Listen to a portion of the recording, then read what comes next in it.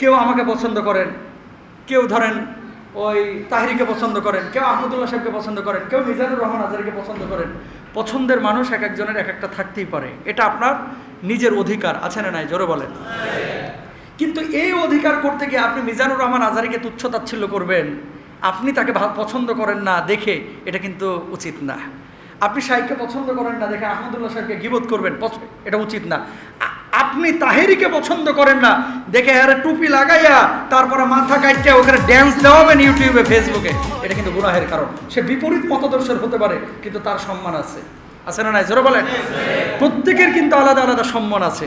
কোনো মানুষ যদি কোনো মানুষের সম্মান নষ্ট করে, আমি আবারও বলি, সেটা যেই ঘরানারই আলেম হোক, আমি হই, আহমদুল্লাহ সাহেব হোক, মিজান আজারি হোক, তাহিরি সাহেব হোক, যে কোনো ঘরানার আলেম যদি হয়ে থাকে, কোনো মানুষের সম্মান যদি ইচ্ছাকৃতভাবে আপনি মিথ্যার আশ্রয় নিয়ে নষ্ট করেন, আরেকজন মানুষের হক নষ্ট করার গুনাহের ভার আপনার উপর আসবে। জোরে বলেন নাউজুবিল্লাহ।